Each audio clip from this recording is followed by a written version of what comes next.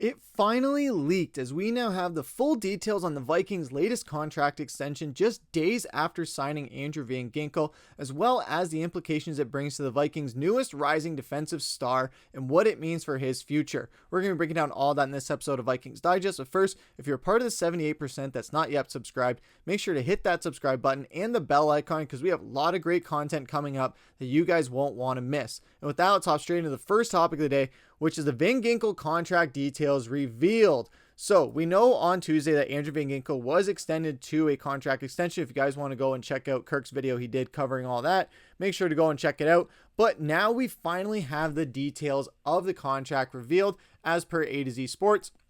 Going over it here, where he has a $10 million signing bonus in each of the years that are coming up. And then he has an added void year, which we're going to talk about in a second, $7.44 million base salary in 2026, which is a decrease of $3.34 million. But again, that signing bonus makes up for it. Then you have $15.39 million base salary in 2027, so it goes up big time. And then the cap hit of $11.4 million in 2026, which is down $1 million from what it was in 2025. And then in 2027, I think there was a typo here, you have a cap hit of $19.4 million in 2027 with $8.8 million dead in 2027 altogether. So when looking at these details, you know that the Vikings are wanting to get him down for a long term. It's very interesting because they didn't take a significantly smaller cap hit in 2025, meaning they have the very long-term plans for him. Like I just said, a near $20 million cap hit in 2026 shows that they believe Van Ginkel is going to perform for at least the next 2 years. So they not necessarily front-loaded that contract, not necessarily back-loaded that contract, but they really mid-loaded that contract, showing that they have the faith in him for a number of years when a lot of teams won't necessarily jumping at that chance. And one of the things that's intriguing about the contract is adding the void year. The Vikings adding that void year also signals they could see another extension down the line for Van Ginkel to potentially keep him past the 2026 season. The void year is also there to restructure his contract after next season with his $15.39 base salary. So we know that with the NFL salary cap, it's always going up every season, where teams have a lot more space to work with and a lot more money to dish out to guys that are worthy of those big contracts. We're only going to see these contracts get more and more massive and getting closer to NBA numbers, so get used to it. So with Andrew Van Ginkel, they're going to be put in a position where as the contract is right now, it seems very expensive. But over the next couple of years, and this is something that we said for other guys that we're signing, like Byron Murphy that we locked down, like Jonathan Allen, and some other ones, where the contract that you're paying right now, in a few years from now, it's going to seem like a very cheap contract, not only with how the salary cap is going, but also with how other guys are getting paid. So if you have this with Van Ginkel, where you're open to restructuring that and having that void year in there, where you can kind of work it out and keep him locked down in there while also negotiating an extension where no other team can touch him, that's a perfect situation for Minnesota.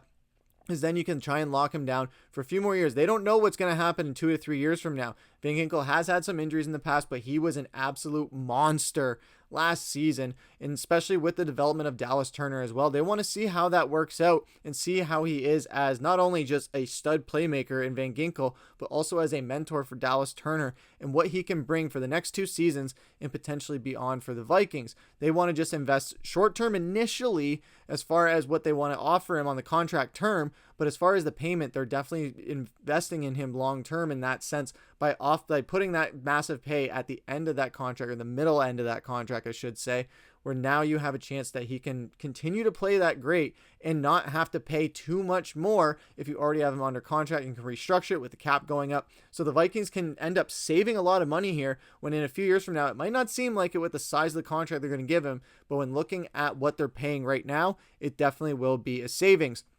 So what do you guys think about all these details? Do you think the Vikings overpaid for Van Ginkel, or do you think this is exactly what they needed? And especially with the terms of that contract. I know Kirk was covering that video solo, so we weren't able to talk about it too much, but overall, him and I are both very high on keeping Van Ginkel in there. If you guys saw our Motown Showdown video, Logan and I, we talked very highly on Andrew Van Ginkel as well. So I'm very happy that he's going to be sticking around in Minnesota a lot longer. Hopefully that means that Brian Flores is also going to be sticking around a lot longer, but that remains to be seen, as the Vikings Vikings will head through into the next season and seeing how this defense will look. And speaking of how this defense will look, that's going to take us into our second topic of the day, which is what about Dallas? And no, I'm not talking about that terrible team down in Texas. I'm talking about Dallas Turner. And Kwesi Adofo-Mensah had some things to say on Dallas Turner, saying we think he's going to play incredibly well this year. And part of the reason when we drafted Dallas is we already had Van Ginkel and Grenard, and we need him to be able to play the three of them together just because their versatility. Then Giggles, Van Ginkel, ability to play linebacker. Dallas has the mental ability to play linebacker and did some of that at Alabama. So the ability to get the three of them on the field at the same time, but also that's an edge group where you want them to be firing off the ball. You don't want them necessarily playing high into the 90% play time. So there's going to be a space in a rotation. And this is what I love about this, because when the signing happened, a lot of people were very divided as far as what it meant for Dallas Turner, because even last season, rotating in with Pat Jones and Grenard and Van Ginkel, there wasn't so many opportunities for him. But when he was in there, he made his opportunity shine, and he was an absolute stud. Moved on from Pat Jones, he gets that promotion. But now with that, just like Kwesi was saying, you don't want to have to just use and abuse a guy where he's playing 90% of the snaps and just getting overworked, overtired, leading to possible injuries, leading to not playing as long in the long run of a contract. You want to ensure that these guys not only play a full season healthy, but also play to their full contract potential.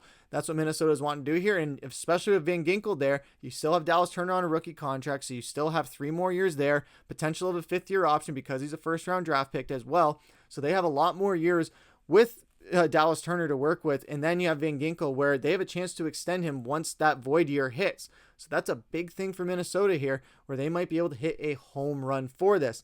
Next domino to fall is inevitably Jonathan Grenard. Minnesota wants to staple down this linebacker core of having a 3-horseman wrecking crew of Dallas Turner, Jonathan Grenard, and Andrew Van Ginkel, and making sure that that middle part of the field, whether it's in run game or in the pass game, they are able to lock it down and also be able to blitz off the edge on a dime. So it's going to be interesting to see how Dallas Turner is utilized, probably in a lot more run and just like blitzing packages rather than linebacker coverage, because we've seen how he probably has to step that up a little bit. And Kwesi did touch on it there, where he has the ability to play linebacker, but he's better as an edge rusher. So if you have all 3 of them on the field at the same time, you put him at edge, put Gink and Grenard on the linebacker parts, just dropping back coverage a little bit. That's going to be hard for teams to handle, especially with this. As much as Dallas Turner isn't the biggest of edge rushers, he does have the speed to go with it. And when he hits hard and he creates turnovers. And that's going to be a big thing for Minnesota this season. And I can't wait to see them just improve on this defense that they had last year. Seeing Dallas Turner just emerge as a star edge rusher and linebacker in this league with great mentors in Brian Flores, Andrew Van Ginkel, Jonathan Grenard, and also Harrison Smith, who you cannot discount his presence that he has not only in the secondary room, but also throughout the entire defense and this entire locker room. So it's going to be a lot of things in place here, not only for the development of Dallas Turner, but also JJ McCarthy, where Minnesota last year in the draft, they went out, they got Dallas Turner, and they got JJ McCarthy, 2 guys that they can have as the future of each side of the ball to have as franchise stars here for a very long time, where we haven't had that since really Jared Allen and Adrian Peterson. And Adrian Peterson was drafted by Minnesota, Jared Allen was not, so that's a bit different there. But we could be seeing a renaissance of that, where we have multiple franchise stars actually, because you can't forget about Justin Jefferson, but have a franchise quarterback, an all-time great wide receiver, and another all-time potential great edge rusher in Dallas Turner, where we could just see a lot of wreckage here over the next couple of years in Minnesota with Dallas Turner, number 15 in purple. But what do you guys think about all this? Do you think we're going to see more of Dallas Turner than Jonathan Grenard this season, or do you think we're still going to see Turner in that number 3 role with rotating in there from time to time a bit more than we did last season? But what do you guys think will be the overall snap percentage share for the entire regular season? Let us know what you guys have to say down in the comments below, and let us know what you guys have to say about the Andrew Van Ginkel signing as a whole. We'd love to hear what you guys have to say about it. It's going to be interesting to see what happens throughout the next couple of weeks this season with the Vikings. The offseason is going to be hectic. We got mini camps coming up, OTAs, and then the preseason is going to come right around the corner. I know we're only in May, but August is going to be coming fast. So stay tuned for every update that we have dropping on that. It's going to be a fun offseason. Kirk and I can't wait to bring you guys so many great videos. But with that, I've been your host, Griffen. Take care.